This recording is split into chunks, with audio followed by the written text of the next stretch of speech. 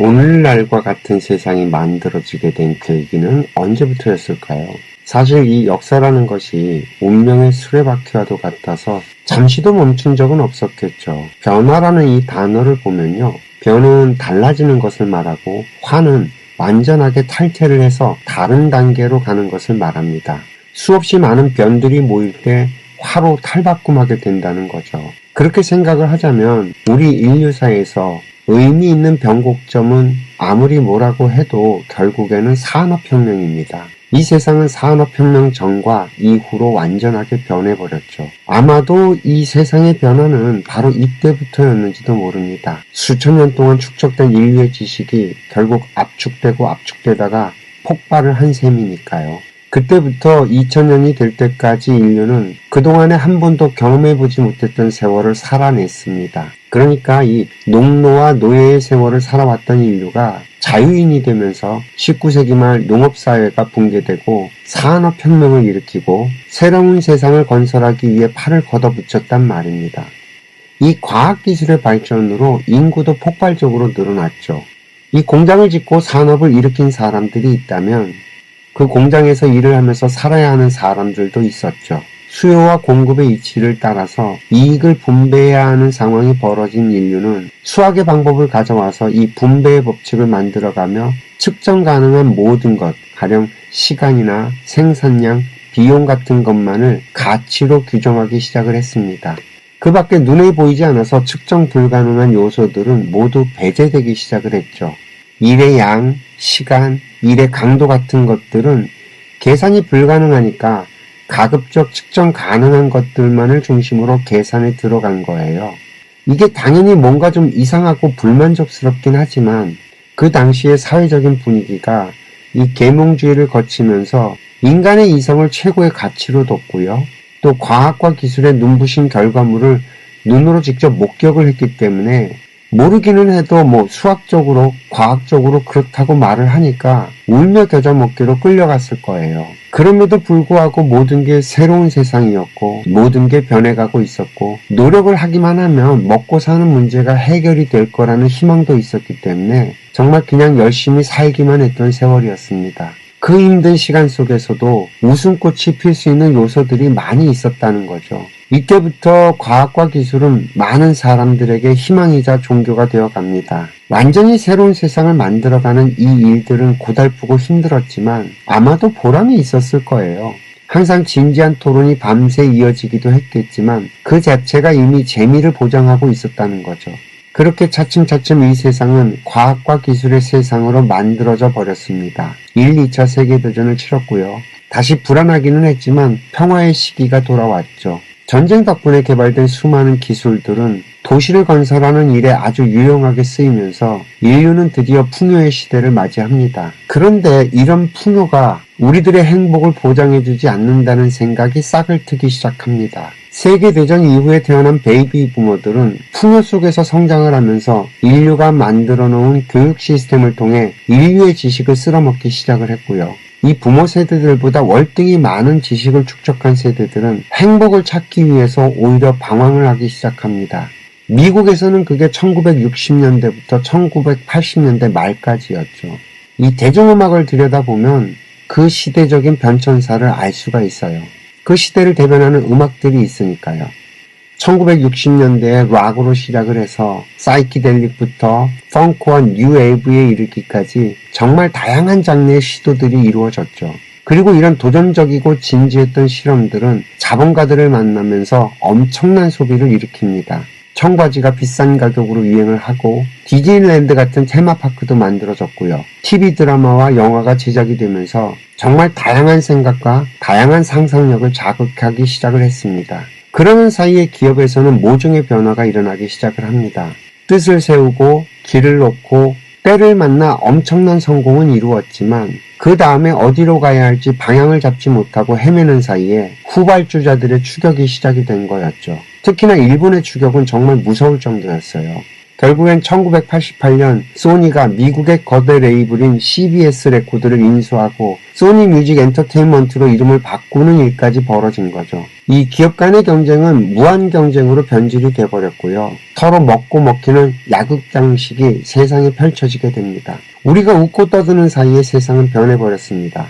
특히나 그 스태그플레이션 같은 경제적인 위기를 겪으면서 비효율적인 낭비를 없애버리고 단 하나의 목표인 이윤 추구에 집중하자는 논리가 확장되기 시작합니다. 특히나 레이건 대처의 규제 완화 시대를 거치면서 기업들은 아비규환의 수라장을 만들어냅니다. 그 회사의 CEO에게 보상을 주식 옵션으로 지급하는 방식이 만들어졌고요. 또 적대적인 인수합병이 횡행을 하면서 기업들은 주가를 높게 유지해야지만 인수가 되는 것을 피할 수 있게 되면서 주주가치 극대화는 선택이 아닌 일종의 생존의 문제가 되어버린 거죠.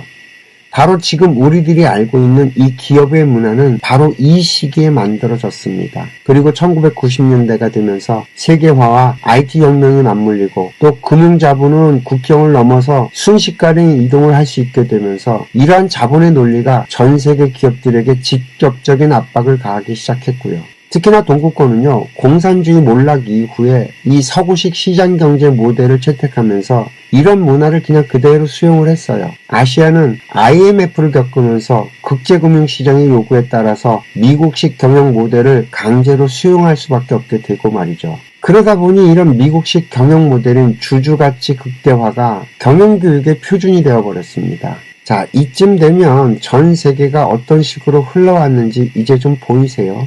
일찌감치 미국의 기업들은 단기적인 재무 효율을 추구하면서 자본 회수율이 낮은 제조업에서는 손을 떼고요. 외주를 통해서 공장을 매각하거나 보유하지 않으면서도 효율성 있게 운영하는 방식을 채택하게 됩니다. 그 대표적인 회사가 나이키죠. 1980년대 중반 기업들은 주주가치 극대화라는 채찍에 맞았습니다. 기업이 방만해지고 나태해지자 채찍이 필요했던 것은 분명히 사실입니다. 하지만 이 채찍은요, 기업을 더 나은 길로 인도하지 못했고요. 그 대신에 경영자들은 공장은 자산 대비 수익률을 깎아먹는 비효율적인 짐이라는 인식이 생기기 시작했죠. 그 결과 나이키는 신발을 만드는 기업이라는 그 본질을 외주로 넘겨버리고 그저 이미지를 파는 장사치로 퇴행을 해버립니다. 이들은 가치를 판다고 말은 했지만 사실 제품의 부족한 본질을 덮어씌울 화려한 흥미거리를 팔았던 거예요.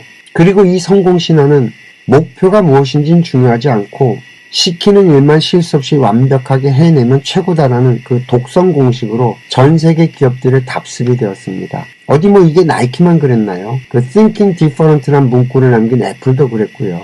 갭과 아디다스 역시 아시아의 글로벌 공급망을 활용해서 생산을 하고 본사는 디자인이나 브랜드 또 메시지, 물류 관리에 그 역량을 집중합니다. 그런데 여기서 우리가 놓치는 것이 하나 있어요. 바로 이 회사를 만들고 세우기 위해서 노력해온 가족들의 희생은 어떻게 하자는 거죠?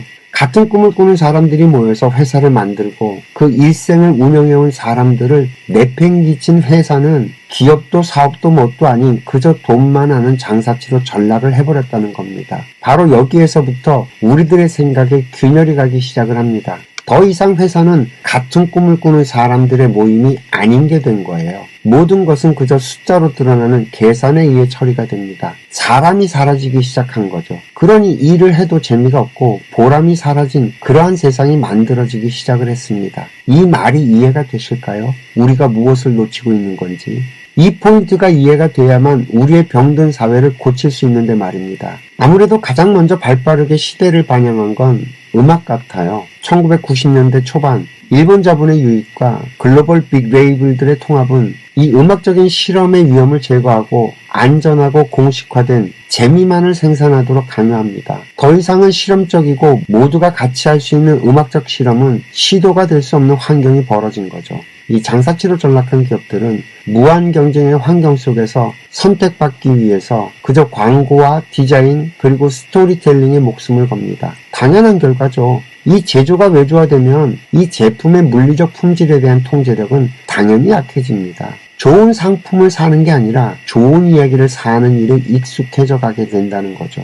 이 가치를 왜곡시키고 3초 안에 상대들의 흥미를 끌 수 있는 방법들만 연구가 된 겁니다. 그러다 보니 마케팅 비용은 R&D 비용을 능가하기 시작고요. 광고와 디자인의 발전은 다시 엔터테인먼트 산업의 발전을 이끌어냅니다. 인간의 흥미를 끌기 위한 무한 경쟁까지 흘러가게 된 거죠. 여기에 또 스마트폰과 SNS의 출현은 개인들까지도 이런 경쟁으로 내몰기 시작을 했습니다. 이런 환경들은요, 더 이상 누군가의 진지한 이야기를 들어줄 만큼의 여유조차 뺏어가 버렸죠. 드디어 악순환의 고리가 완성이 됐습니다. 결국 우리 사회의 대화는요, 가장 효율적으로 흥미를 끌어서 매출을 올리는 기업의 광고 전략처럼 변질이 되어버렸습니다. 우리가 왜 일을 하는가에 대한 진지한 질문 대신에 어떻게 하면 재밌게 말을 할까라는 강요에만 복종하게 된 것이죠. 분명히 우리에게는 변화의 기회가 있었습니다. 같은 꿈을 꾸는 사람들이 이 집단의 문제를 같이 고민하고 같이 해결해갈 기회가 있었었죠.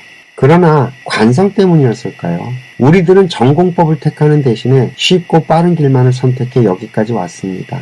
그리고 이제 우리들은 더 이상 대화를 하지 않습니다. 일의 보람은 사라졌고요. 모두가 돈의 노예가 되어버렸죠. 측정할 수 있는 것만 가치가 있다는 생각에 변화를 주지 못한다면 더 이상 인간의 미래는 없습니다. 지금 전 세계 자본이 AI라고 하는 새로운 생태계로 쏟아져 들어가고 있습니다. 그리고 AI는 과거의 그 테일러주의와 주주자본주의가 그랬던 것처럼 흥미의 함정을 가장 빠르고 정확하게 완성시킬 도구가 될 수 있습니다. AI는 우리의 데이터를 분석해서 우리가 가장 재밌어 할 것을 쉴 새 없이 제공하며 진지한 사색과 방향 탐구의 시간을 완전히 빼앗을 겁니다. 우리는 이 흐름 속에서 인간만이 가질 수 있는 생각의 끈을 놓쳐서는 안 됩니다. 바로 그 AI가 측정할 수 없는 아름다움이나 공감이나 진정한 의미와 같은 이 비물질적인 가치의 의미를 깨달아야 한다는 말입니다. 우리가 AI라는 도구를 활용은 하되 인간이 그 도구의 방향을 설정하는 주체로 남는다면 이 기술은 우리를 노동에서 해방시켜서 삶의 의미를 탐구하는 인간의 르네상스를 열어줄 것이라고 저는 생각을 합니다. 우리가 이 흥미의 함정에서 벗어날 길은요, 내게 진정한 재미가 무엇인가를 가장 진지하게 되묻는 것입니다.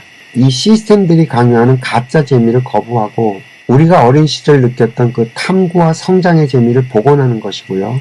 이걸 통해서 내 업을 풀어내는 직업으로 승화시켜서 나와 같은 꿈을 꾸는 사람들과 함께 공동의 작업을 만들어내는 사회로 복원을 시켜야만 합니다. 진지함이 재미있지 않은 사회는요, 망합니다. 우리는 우리의 삶에서 진지함을 되찾을 때 비로소 우리의 대화와 인생은 다시 흥미로워질 것입니다. 오늘도 긴 이야기 들어주셔서 감사하고요. 행복하세요.